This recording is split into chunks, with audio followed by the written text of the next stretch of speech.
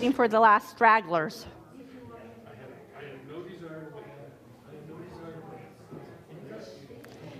Are you guys ready?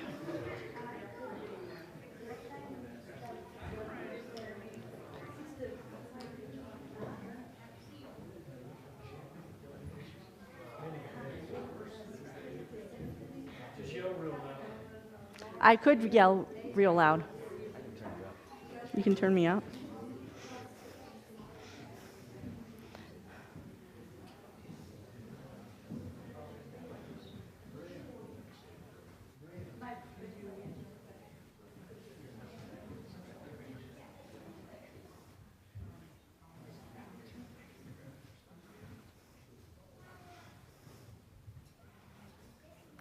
Well, welcome everybody. I know some of you guys have been waiting for this presentation for years. Because this trip was in 2019 pre-COVID, and then COVID came, and so anyway, I did this trip on a request of a friend to come with her and be her roommate. And because I had not really thought about going to Israel, and I was so appreciative that I actually had the opportunity to go. Because with the pandemic, I wasn't sure if I was going to be able to travel ever again. So I did this trip with Jamie George, and I'll show you my pictures. And if you guys have questions, let me know. So this is a map of where Israel is. You can see to the west of there is Egypt, there's Jordan, and to the north is Lebanon. And it's primarily landlocked except this little tiny piece here that will be part of the Red Sea. Stats on Israel. The population is 8.6 million. The population of the United States is about 350 million. The ethnicity is Jews, Arabs, Druze, Armenians, Arameans, and Samaritans. And they speak Hebrew, Arabic, Russian, Yiddish, French, and English. And their coins are the Israeli shekel. And it's 263 miles long, and at the widest, it's 71 miles wide.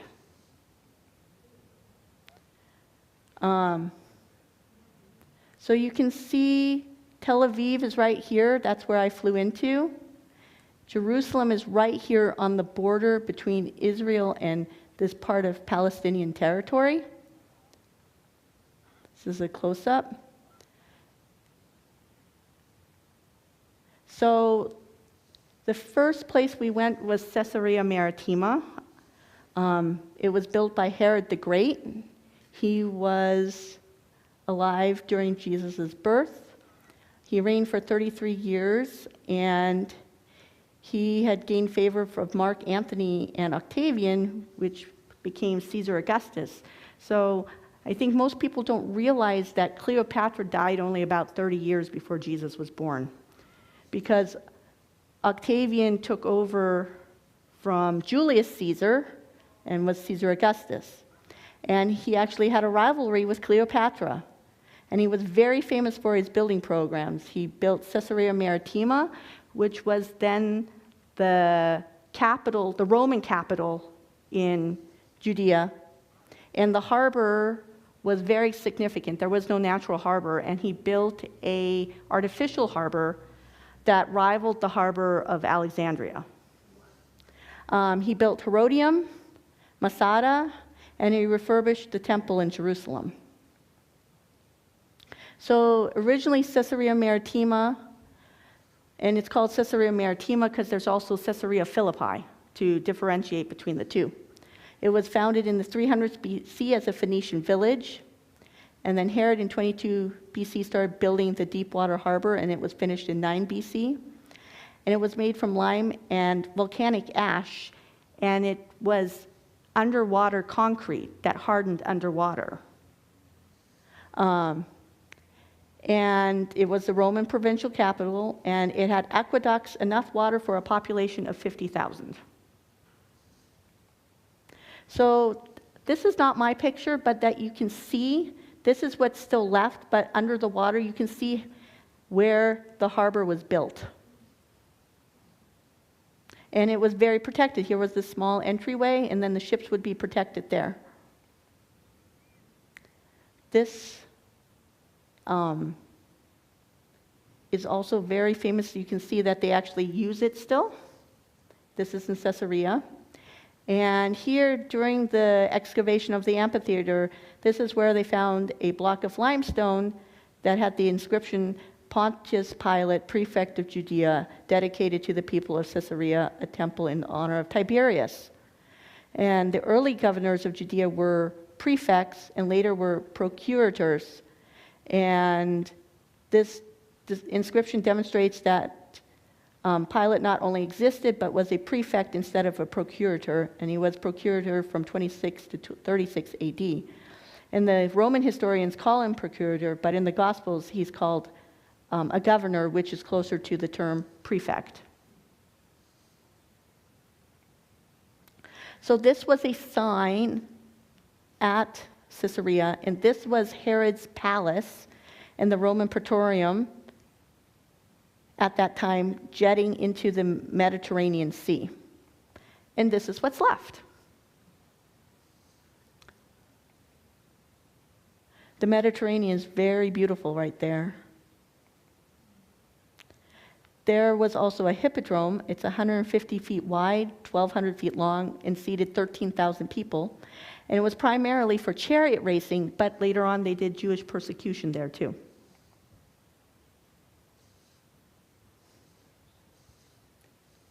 Shane?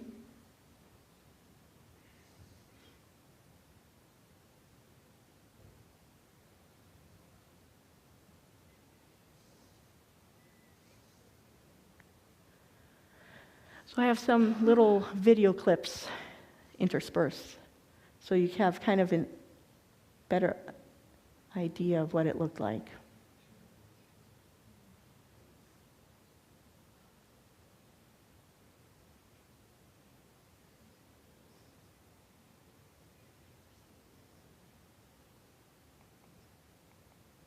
So on the other end, they had this wire chariot for the example of the chariot racing. This is mosaic on the floors of what were Roman houses at that time.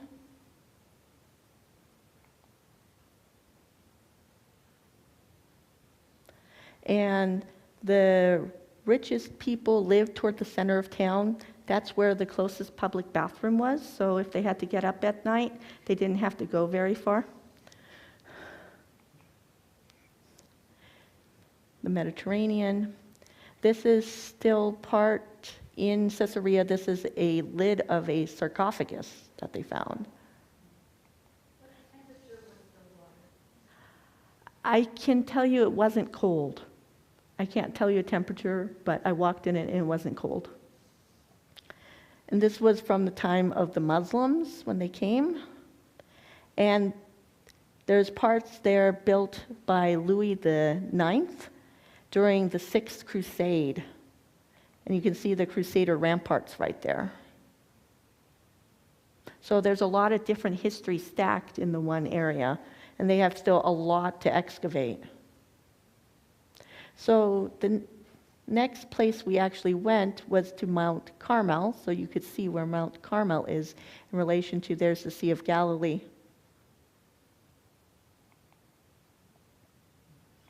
Just some of the landscape.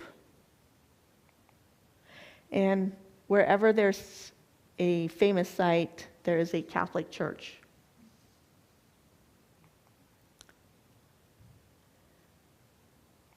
And they had this cactus garden outside the church. And this is the view from Mount Carmel.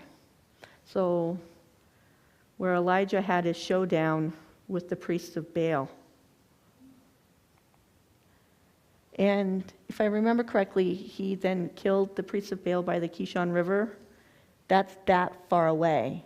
And the springs, to bring the water up to saturate the sacrifice, was somewhere way down there, so they had to have a long hike to bring that water up.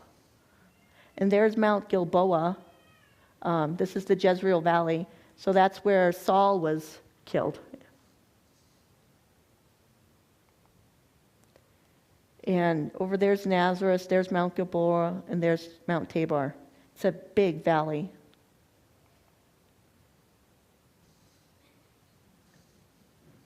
So we're here on the way to go to the Sea of Galilee. And I'm like, oh, this could almost be in the Columbia Basin.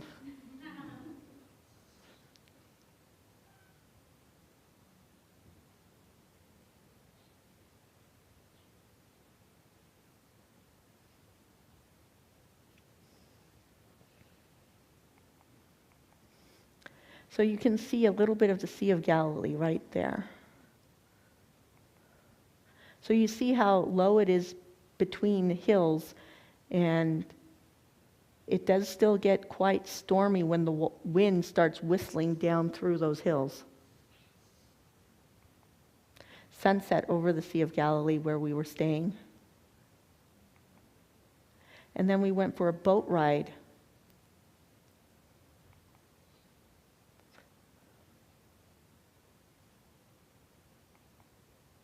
And these are the boats that they take the tourists out on.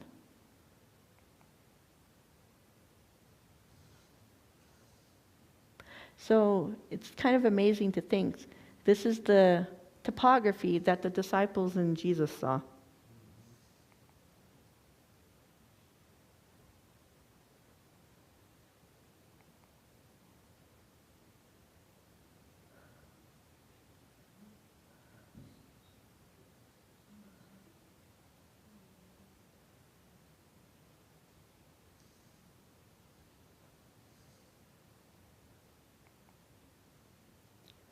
So then we went to the Mount of the Beatitudes, which now has a Franciscan monastery. And this is the view from there down onto the lake. So you can kind of imagine Jesus talking to the people, talking at them, standing higher. And this is the church. And some pretty flowers. And not far from there, we went to Tabgha, which is where Peter was supposedly reinstated, and where one of the loaves and the fishes. This is the church commemorating where the loaves and the fishes were multiplied.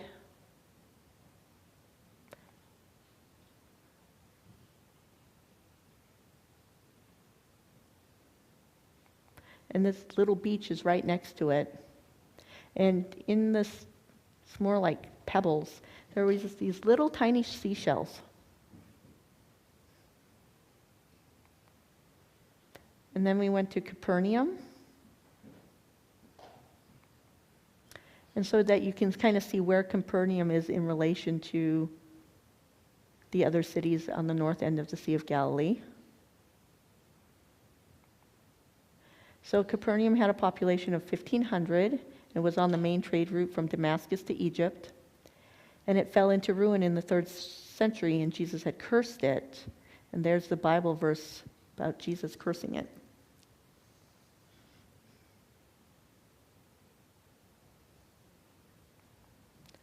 So this is a Catholic church, and underneath there is supposed to be Peter's house. And they have glass there so you can look onto Peter's house.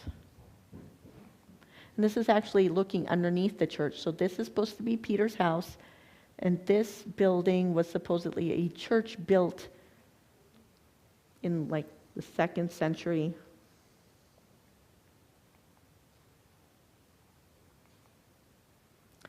So these ruins here are from the time of Jesus. This is actually was built afterwards.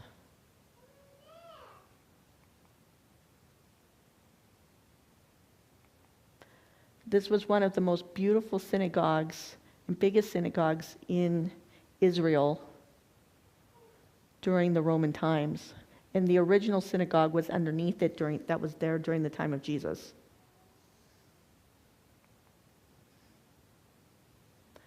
The craftsmanship is amazing.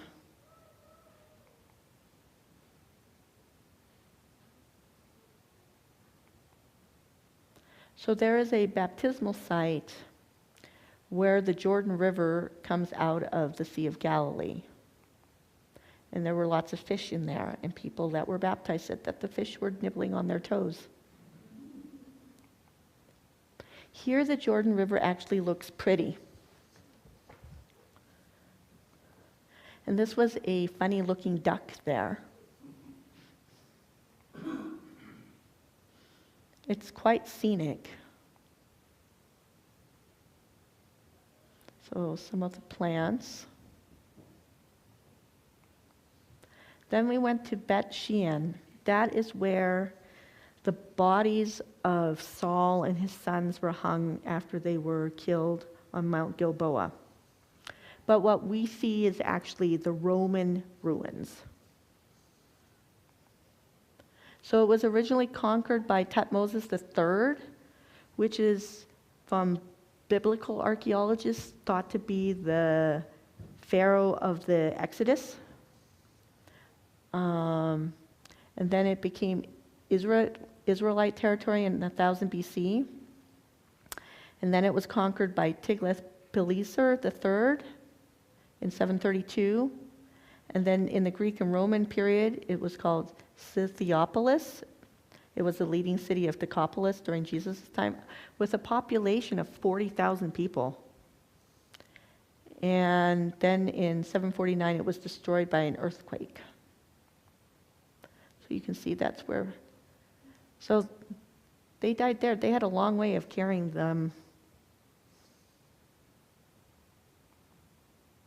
So this amphitheater seats 7,000 people.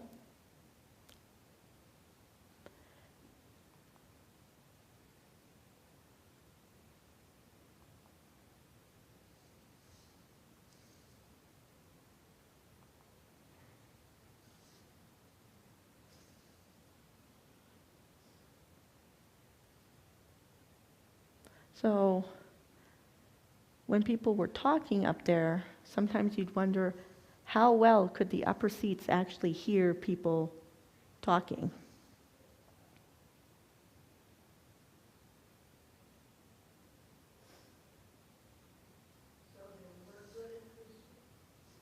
Just wait.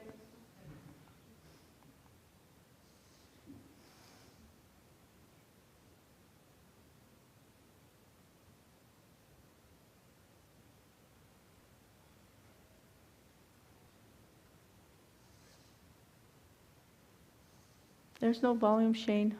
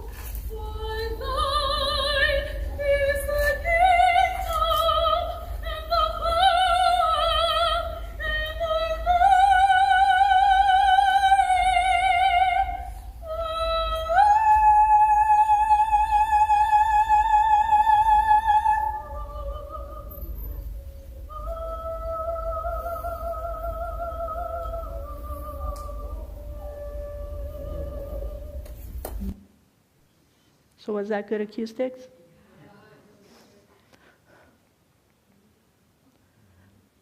So this is kind of looking over the city or the ruins.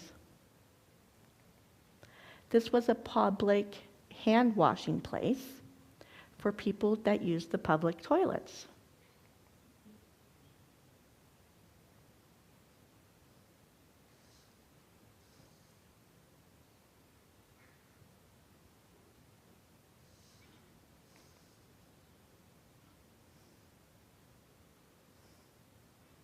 So there's the public toilets. And water would run underneath and wash everything away.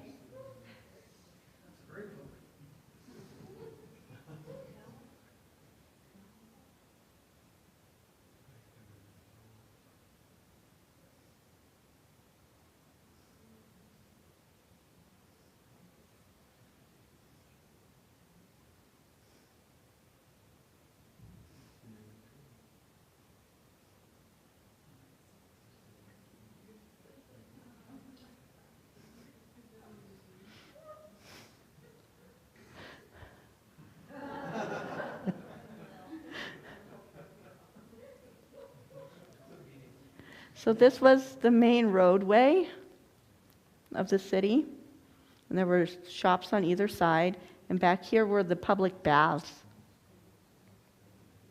So I hiked up the hill, and you can see the main roadway here, the amphitheater, the public baths, and there were natural springs here. And this was called the Gateway to Paradise. The public baths were very nice. This was a model of it.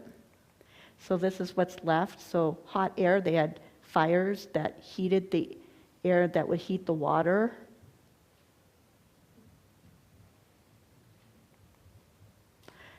And this is a model. So we were in this part of the city, and this is still the rest of the city, a lot of it that still needs to be excavated. Baby pomegranates.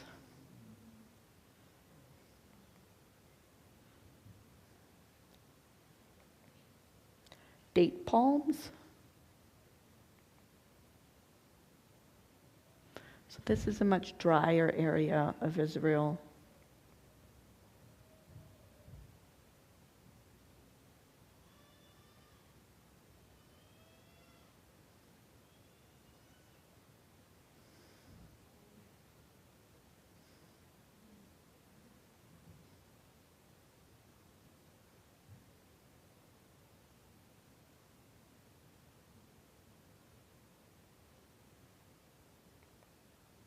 So then we went to Jericho, which is actually in, if I remember correctly, Palestinian territory.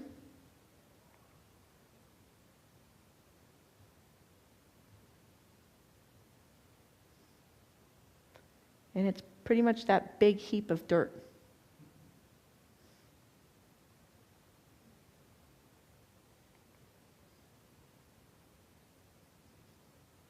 So the Jordan River is in this direction.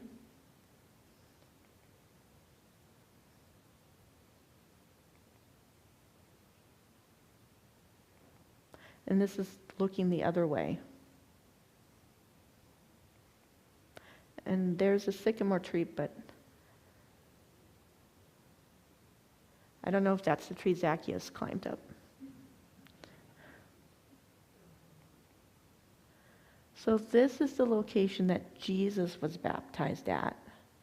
And when I saw the color of the water, it made me think of Naaman and him refusing to want to bathe in the Jordan River.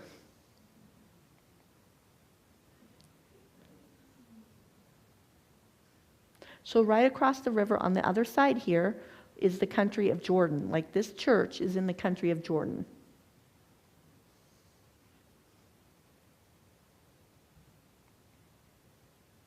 So then we headed from Jerusalem south to En Gedi, and we went to Masada.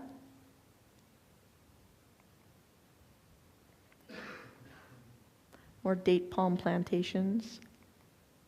So this is the Dead Sea, and the Dead Sea is actually shrinking. And the Dead Sea used to be as high as the road, in some places even higher. That's how much it has shrunk. And they're actually, Israel's working with Jordan in trying to replenish the Dead Sea.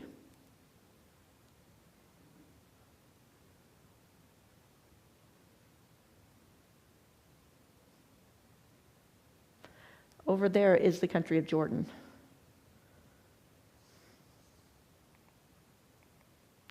This is at the oasis of En-Gedi. And if you remember, David hid out in the wilderness. So this is the wilderness. This was at sunset. And this is in the morning. It's a dry wasteland.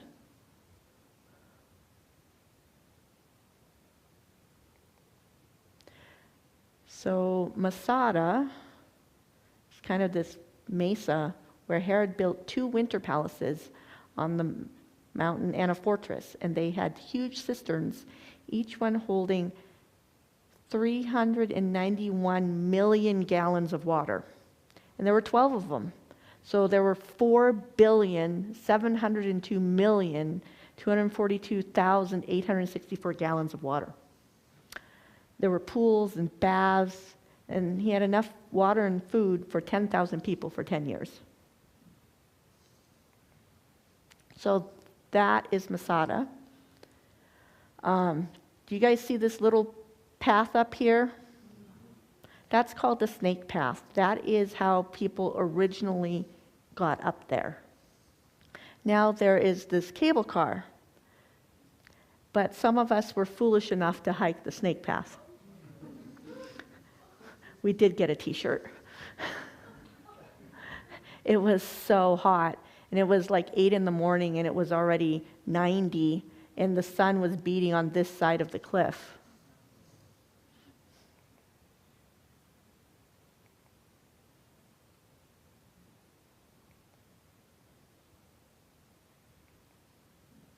So this is the top of Masada.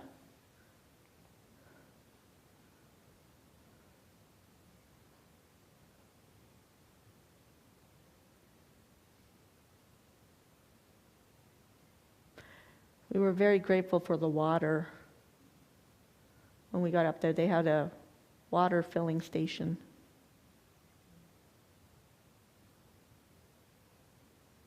And there's the Dead Sea. This is not my picture, but it's to give you guys that you can see what it looked like with the palaces and the fortress. And this is actually what's left of a Roman encampment. And this is from the top looking down on the snake path.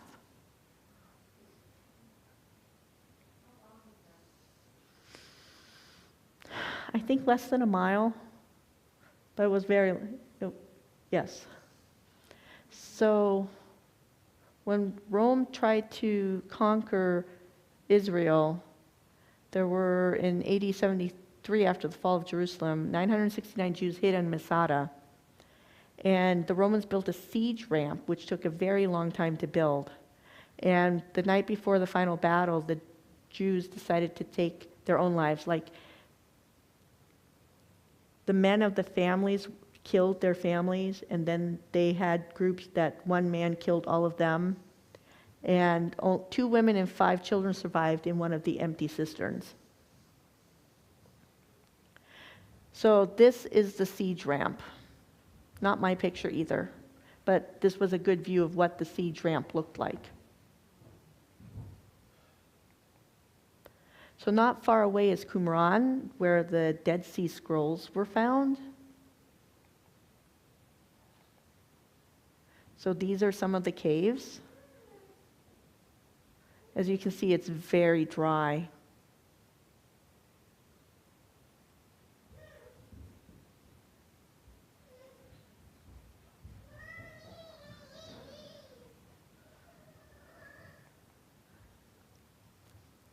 And then we went to Bethany, which is in Palestinian territory.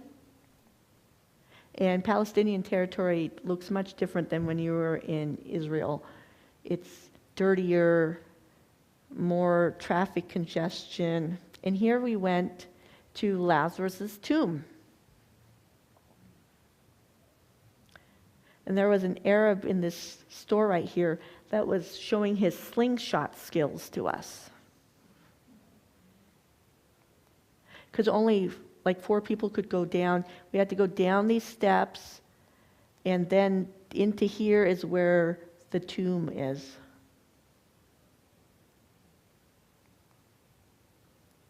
Then we went to Jerusalem, and it's very hilly there. So this is the Dome of the Rock. You can see part of the wall there. This is where part of the old city of Jerusalem is. And the old quarter is actually divided into 4 sections: Muslim, Christian, Armenian, and Jewish. And this is the Temple Mount. And the original, like David's city, is actually down here. And the squiggly line is Hezekiah's tunnel.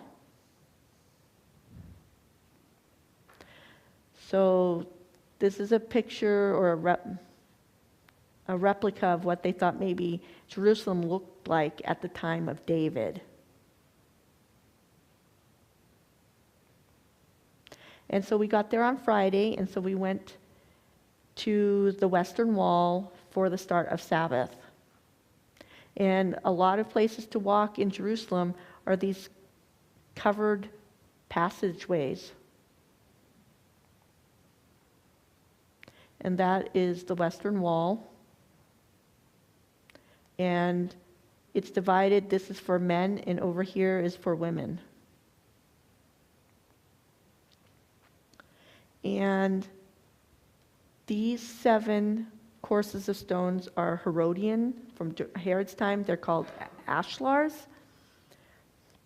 Then the Umayyads, they did this, and this is from Ottoman, and then the upper level is from the Sunni Muslims. But there are Herodian ashlars 17 courses below there. And the bottom stones are very large. I didn't go here, but I thought you would find this. This is the Western Wall Tunnel. These are 41 feet long and 11.5 feet tall. And all the ashlars have this inset around. You see that? And so they actually put these bigger stones over these smaller stones to firmly stabilize them. Sabbath morning, we went to the Garden Tomb. And this is supposedly where the crucifixion was, the place of the skull. This is actually a bus parking lot right now. And we had communion.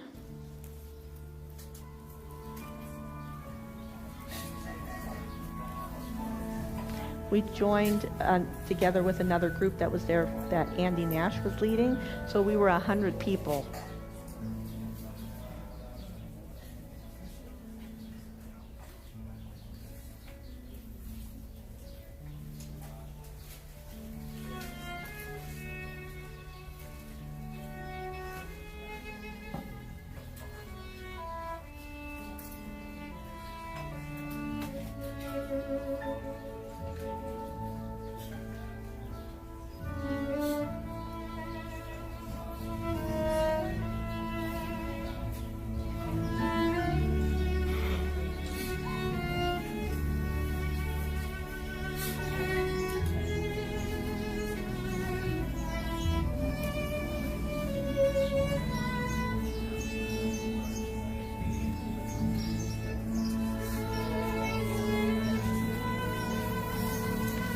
Definitely a different communion from here in church.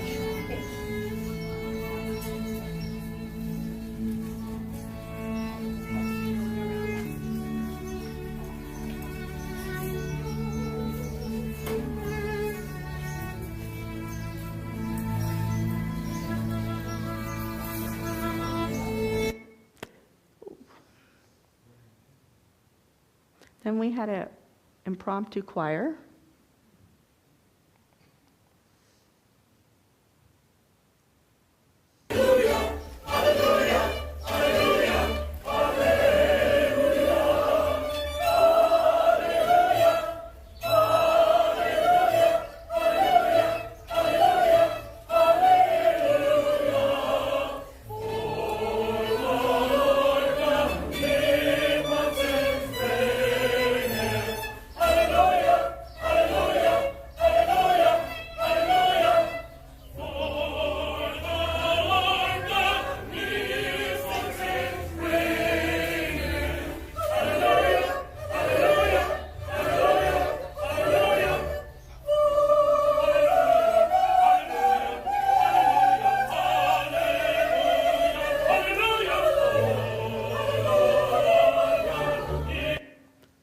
kind of fun.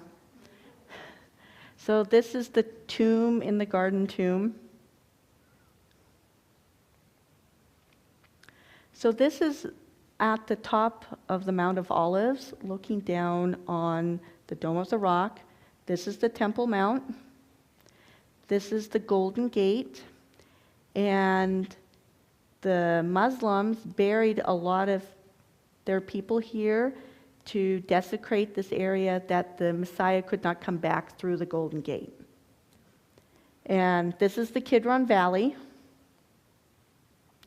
And this is a huge Jewish cemetery because they want to be where the Messiah comes. This is looking through a hole in the wall over the cemetery. And we walked down this road to the Garden of Gethsemane.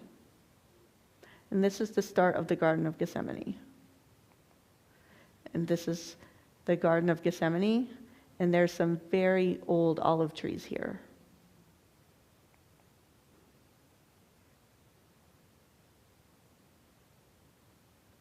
This is 1,500 to 2,000 years old.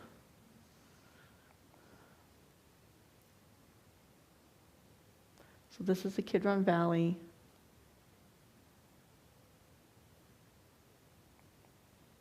So this is looking from the other side. This is the Garden of Gethsemane. This is the road that we walked down. And there's a church next to it. And then we walked into Jerusalem through the Lion's Gate. And it's called the Lion's Gate because there's a pair of lions in the stone on either side. And not far through the Lion's Gate is St. Anne's Church. And in the area of St. Anne's Church is the Pool of Bethesda. So the pools were actually down here, and this was part of the porches. And then the street by St. Anne's Church is actually the Via Dolorosa. And so they have multiple stations of the cross along the Via Dolorosa.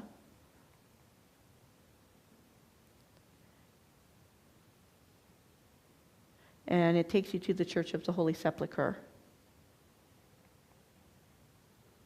So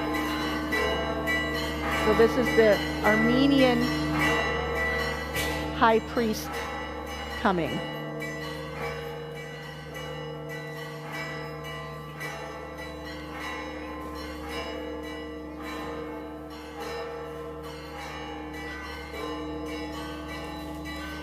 To go into the Church of the Holy Sepulchre. It's divided, I think, between 4 or 5 religions. Greek Orthodox, Catholic, Armenian. And they actually fight over some areas. And I don't know if you can see in the video, there's a window right here, and there's a ladder. Oh, you can see do you see that ladder there? That ladder has been there for like 200 years because they can't agree how it's supposed to be taken away and who's supposed to do it.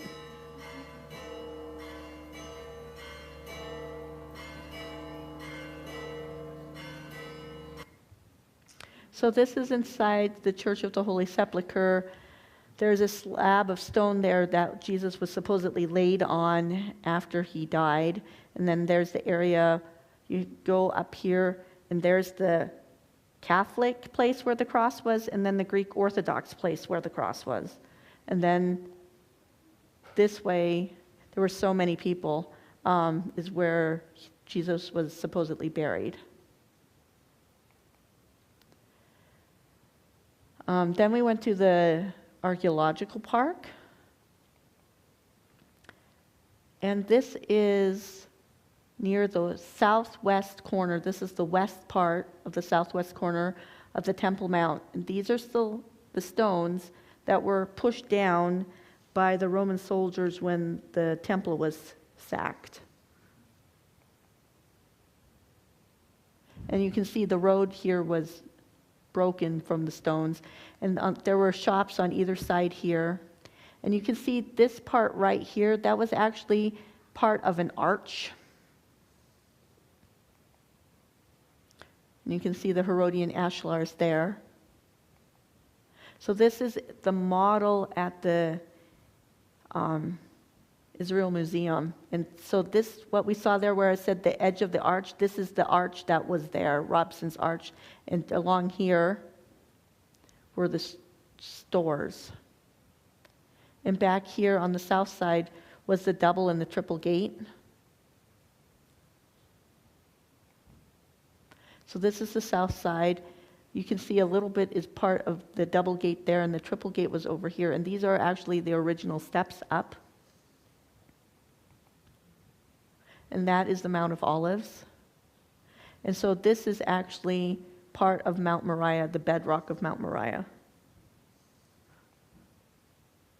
And so there's the Psalms of Ascents. And so they would say a psalm, take a step, say a psalm, take a step. And it's at one of these gates where Peter healed the cripple.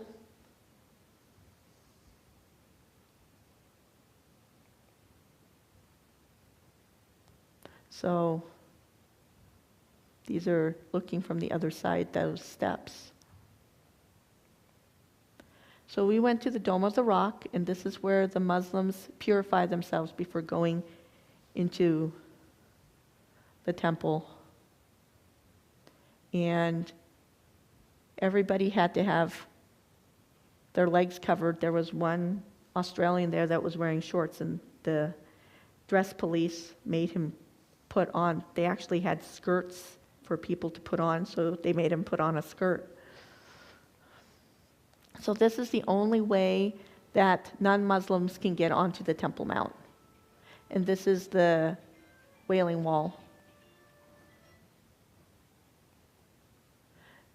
The tiles are very beautiful. So it is supposedly built over the stone where Abraham was going to sacrifice Isaac. Then we went to Bethlehem, but we didn't go really into the city of Bethlehem, but we went to this cave that's supposed to be like a cave where Jesus was born.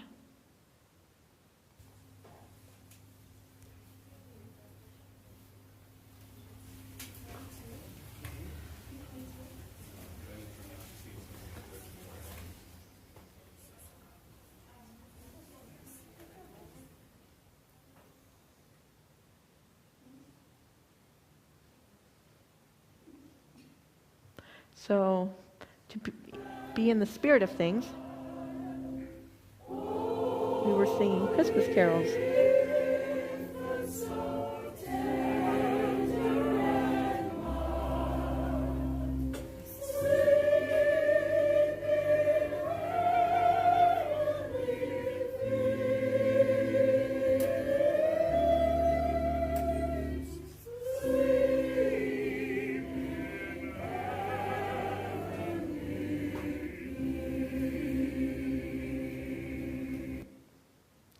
This is now the city of Bethlehem.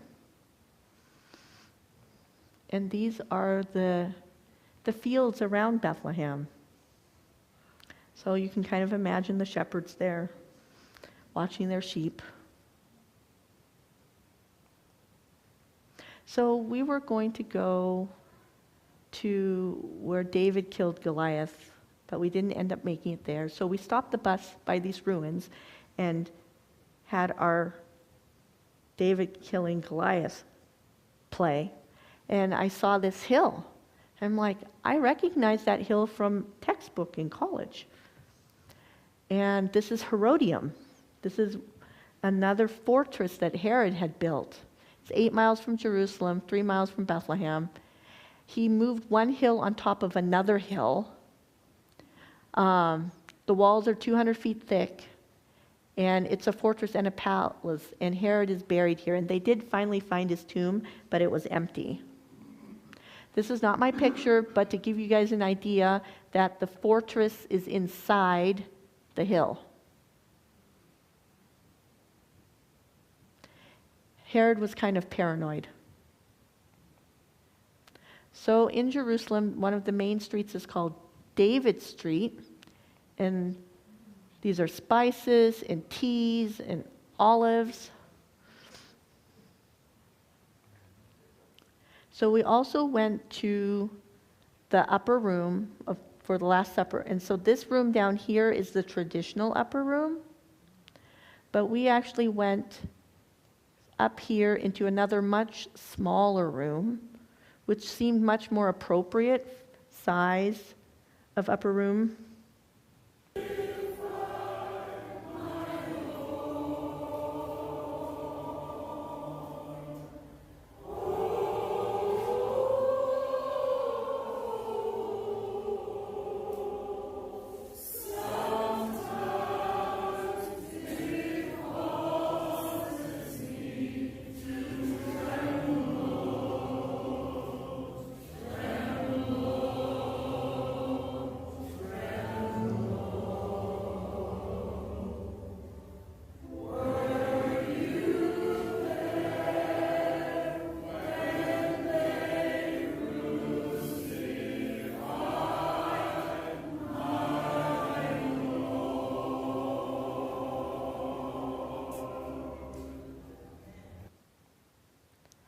Then we went to the city of David, which is to the south side of the Temple Mount. This was where David's original Jerusalem was. It's right here. Mount Moriah is right there. Kidron Valley, Mount of Olives. You know, when you read the Bible, and especially, at least I did, you think of the Mount of Olives as pretty big. The hills around here are pretty big. So then we went to Hezekiah's tunnel. It was built in 701 BC. It's 1,750 feet long. And it was started on both ends by two teams. And starting at the Gihon Springs, the water flows there to the Pool of Siloam. And Hezekiah diverted the Gihon Springs so it wouldn't empty outside the walls, so Sennacherib wouldn't have water. So it's quite a hike down to get to the springs.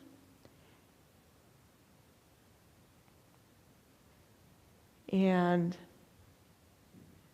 a picture of this was supposedly during the time of David. This is where the Gihon Springs were. So most of you remember that David and Joab went through a shaft to get up into Jebus. So there's a tunnel here, and the Jebusites actually had to walk down here to get to the springs to get their water, and so they crawled up here to get into the city. So that's the shaft. It was later rediscovered by a man by the last name of Warren. And this is actually Hezekiah's tunnel. The water is very cool. You can't have claustrophobia if you're going to go walk through there. So this is the new Pool of Siloam, but as we exited through here, they were excavating this pool here, which is much larger, which they think was the original Pool of Siloam at the time of Jesus, and that they found a road that went from here straight up to the temple. It's actually underground now. So people who would come for the celebrations would do their ritual bathing here, and then they could go up to the temple. This is the shrine of the book at the Israel Museum. This is where the Dead Sea Scrolls are kept. I was not allowed to take pictures of them. A few of us actually got a taxi and went here. And this is a model of Jerusalem around 67 AD. And so this is an altar that they found by Beersheba. part of Hezekiah's reform. Arrowheads and knives. And this piece of stone actually has an inscription, and there they anointed David the king.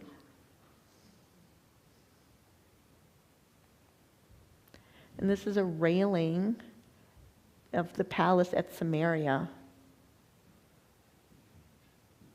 So you can imagine Jezebel looking over this railing. This isn't the original. It's a replica of where they found a nail through a heel bone.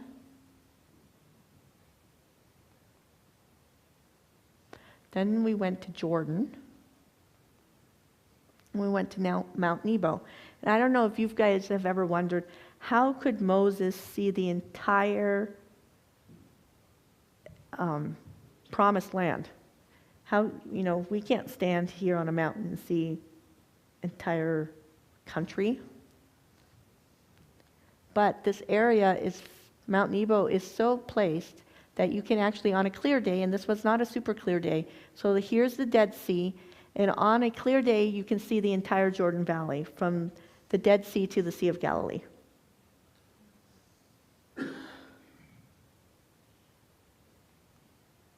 Then we went to Petra, which is ancient Edom, and the Nabateans lived there in the 4th century, and they channeled water from what's called Moses' Spring, and there was a population up to 20,000. It was a huge trading city with incense, spice, silks, and slaves. It was 2,640 acres. There's more than 600 tombs. So this is Moses' Spring. They believe this is one of the springs that Moses, when he asked God for water, that came to being. And as you can see, it's still flowing. And to get to Petra, you have to walk down, it's called the Seek, this very narrow gorge. And here they had pipes made out of wood that brought the water to the city.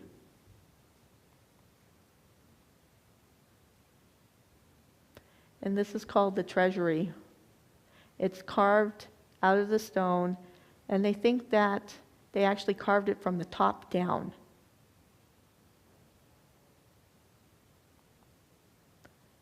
And I hiked up to a place called the Place of Sacrifice, and this was the view from up there.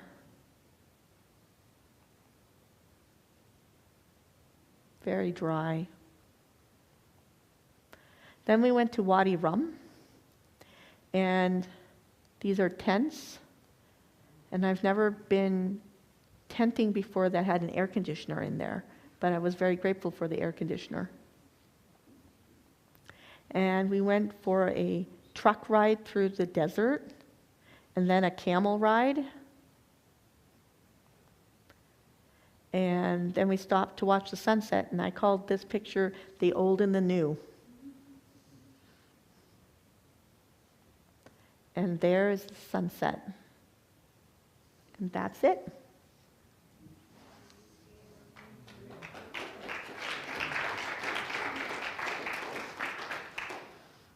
Do you guys have any questions?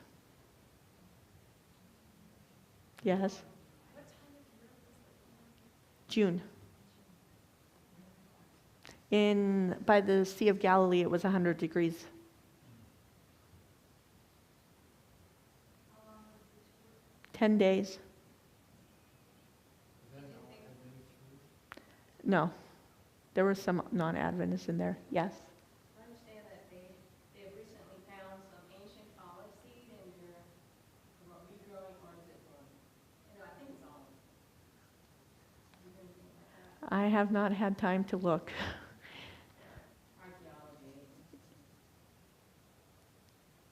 Was there a lot of issues crossing borders?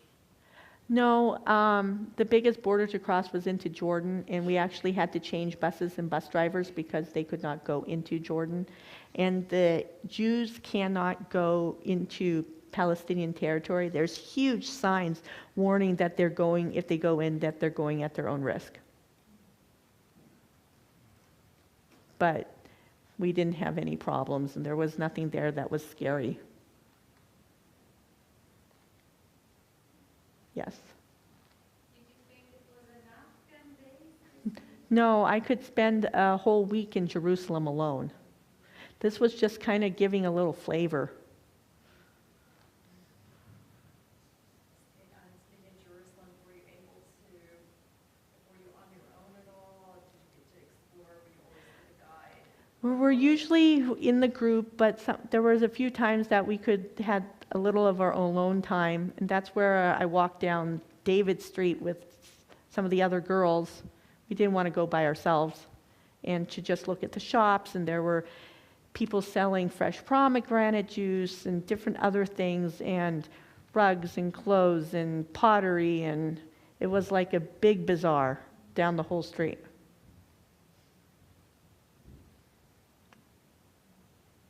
What was your favorite place out of the whole thing? My favorite place.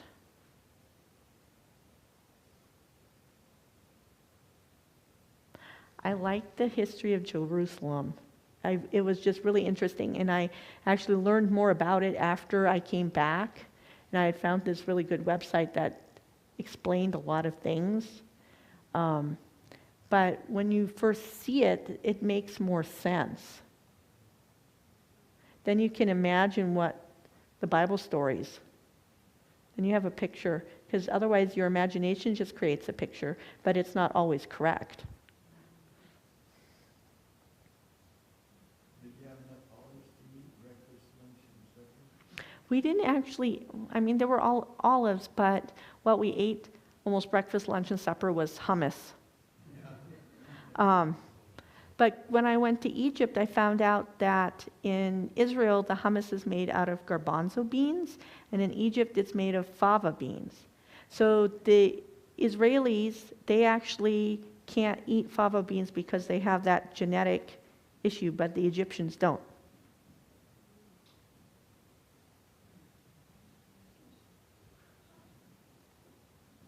What genetic issue? That they, no, it's actually, I'm trying to remember what it's called, but it's for people around Mediterranean. Do you remember? It is that they don't have an enzyme to digest the fava beans, and it's called favism.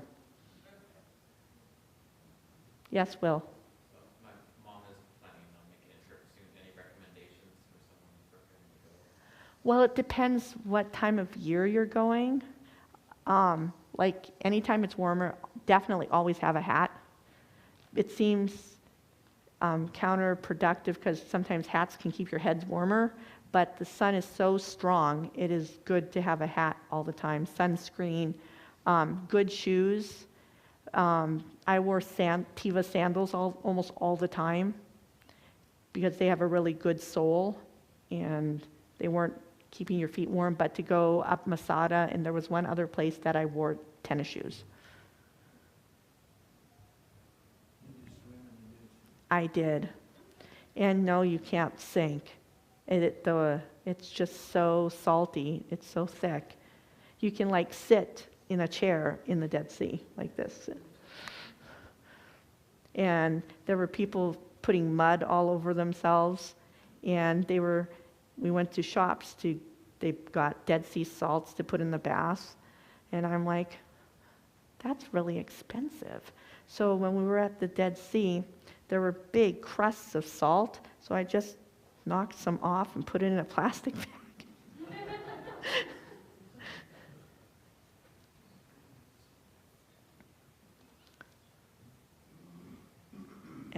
Yes? It didn't get cold in the summer, but it can get chilly in winter. It's definitely chilly for there. We may not, it snowed there before. And it's probably warmer there now than in Bible times because we know they talked about snow on the mountains in the Bible. How big were, in actuality, the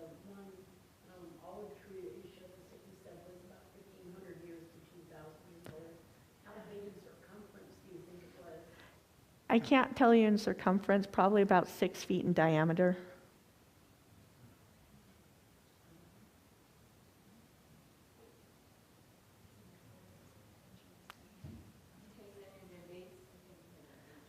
Yes, I ate dates and lots of figs. Yes. Lots of hummus and lots of falafel.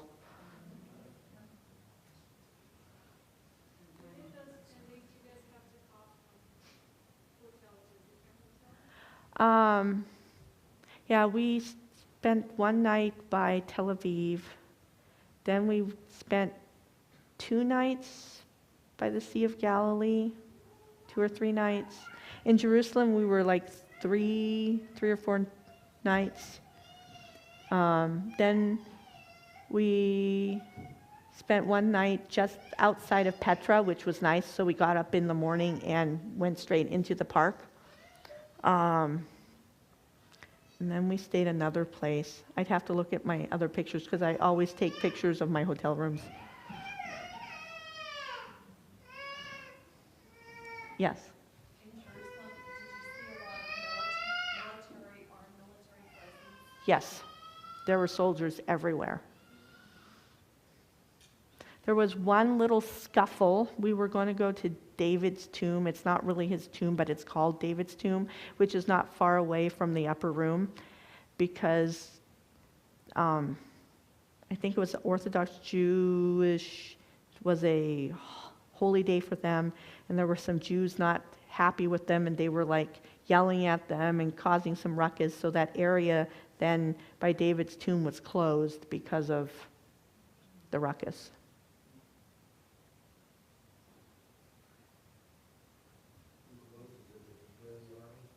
Yes. I mean, if there's shouting and yelling and military, you probably don't want to go there. Yes. Did you find that there was a lot of conflicting, of people telling you, oh, this is the location of this, and this is the location of this? Like, was there conflicting, or was there a lot of There's mostly consistency except for where the crucifixion and Jesus' burial is. There was, the Garden Tomb and the Church of the Holy Sepulchre, those are the 2 big opposing things. And the Church of the Holy Sepulchre now is like in the middle of the old city, but supposedly at the time of Jesus, it was actually outside the city. And it was like a gravel pit, hill, quarry, and it's now all built over.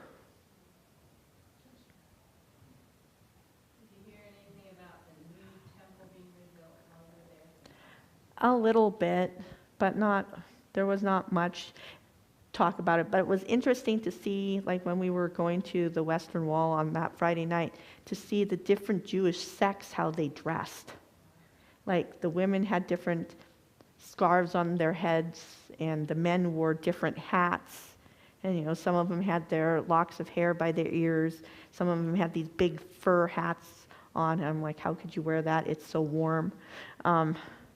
So there's a lot of stuff there, even within the different Jewish sects.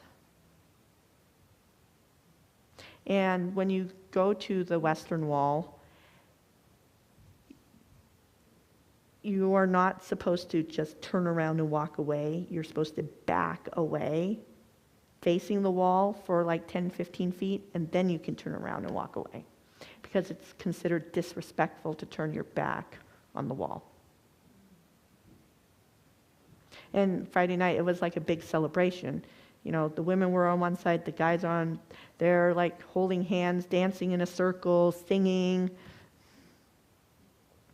And there were lots of people also praying, how you see on TV. And lots of paper stuck in the crevices all over the wall with prayers on them. Did you get to ride in a Sabbath elevator? No. They automatically stop at every stop so you don't have to push the button. No, there didn't have an elevator where I was. Is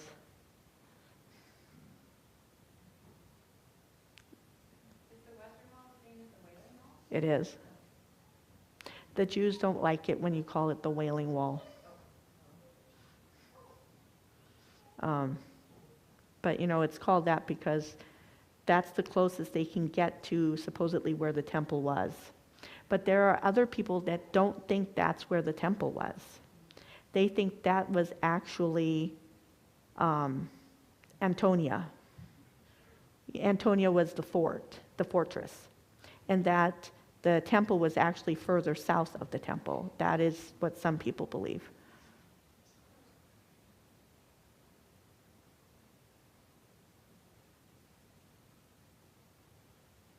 Were shops and things closed on Sabbath? Yes. But there are also a lot of secular Jews. There's much more secular Jews than religious Jews. What about English people who speak English, please? Almost everybody spoke English. And they take American dollars. You don't have to change your money into shekels. And you could go in the old city to all the different sections, even the Muslim section, and it wasn't a big deal. But the Jewish section had been quite destroyed, and so it was all very new, more modern looking. That we had to go through there to get to Hezekiah's tunnel. There was a lot of desert area. Was there much green area? There are areas of green. It was cooler in Jerusalem because it's in the hills, and it was warmer by the Sea of Galilee in the Dead Sea. It's more deserty there. What's interesting is they use rosemary bushes as decorative shrubs.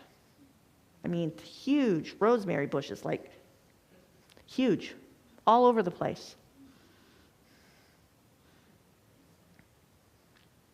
Are they saying that the nature was the same during Jesus' time, or like at least did they say anything about it? Because some people say that before that time was different.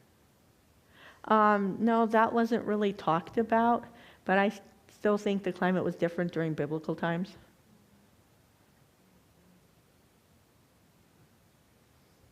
You get to attend any meeting in synagogue? No. Any Adventist churches there? I think there are. We didn't go. We were pretty much on the move every day, trying to see everything. I mean, this was just a very light touch of my pictures. I mean, I have probably over 1,000 pictures. Yes. How many pictures did you use? How many for this? Yeah. I think there were 208 slides.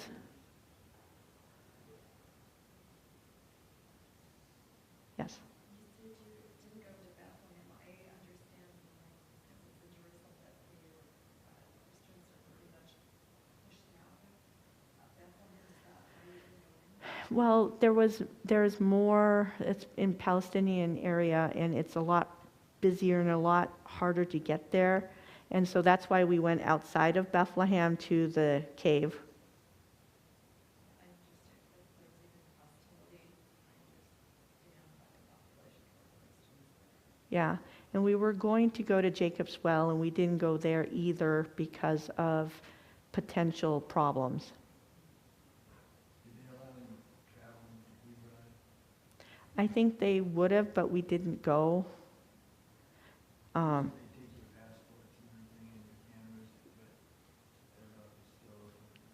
Yeah, we didn't go at that time. But yeah, Jacob's Well area was an issue, and we didn't go to the Valley of Elah where David and Goliath was because of concerns. Yes. For your days there, was it pretty much like just like thing after thing after thing all day long, or did you have like maybe a couple major things each day? Some days were full. Israel is small, so you can like see a lot of different things in one day. And it, with 60 people, it takes a while to empty the bus, and people have to go potty, and then go see the thing, and then people have to go potty, and then you get back on the bus.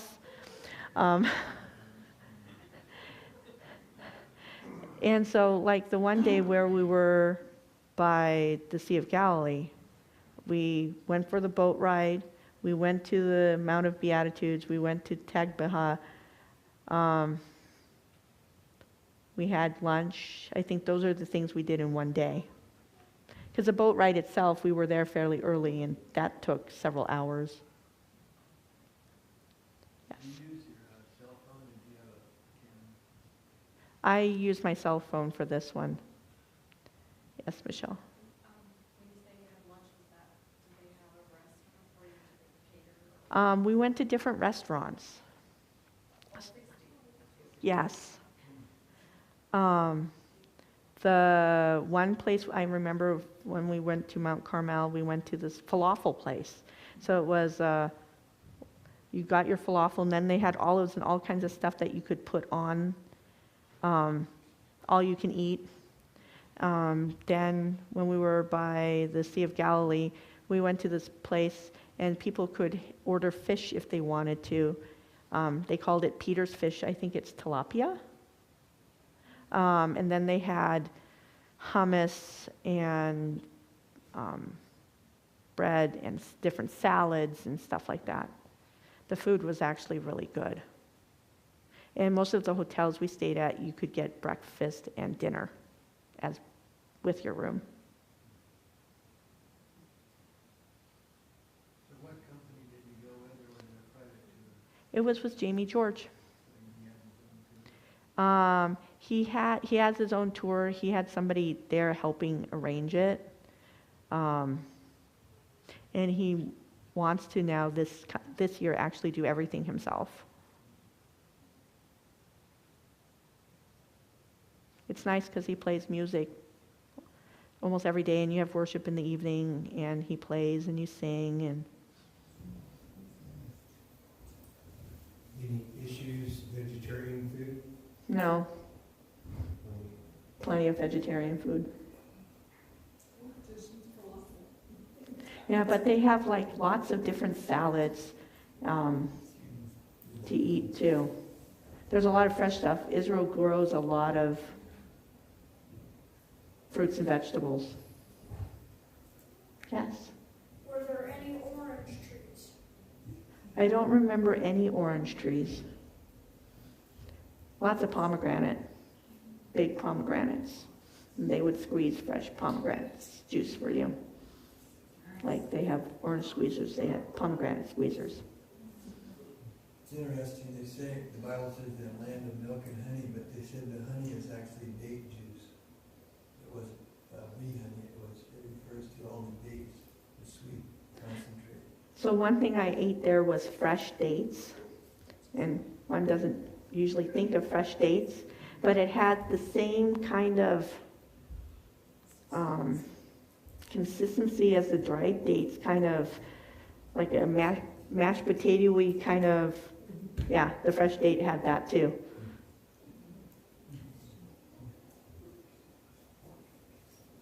Any other questions? Yes, So you're saying security was pretty good, security was pretty good. and in fear of your life at any time? Never, didn't even think about it.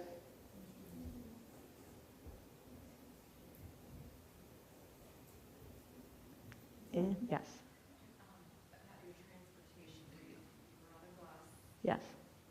was it getting through the streets while navigating, or you just stayed with your bus the whole time? We stayed with our bus, and we had a bus driver that Jamie had used before, and yeah, it was no problem. It was a nice air-conditioned bus, so you got off and sweated, and then you got on the bus and cooled off, and then you got off the bus and sweated.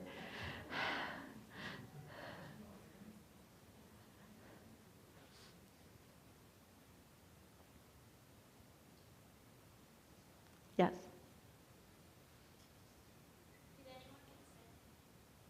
Nobody got sick, but the group ahead of mine, one lady didn't listen and wore flip-flops walking down the Mount of Olives and fell and broke her foot.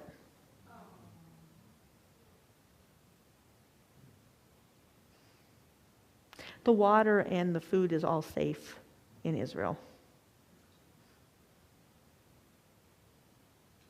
Yes. Were there any sharks in the Mediterranean? I don't know. I didn't go swimming or scuba diving. All I did was wade.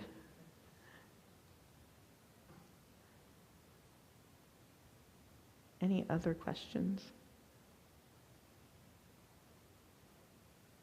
Well, I hope you guys learned something.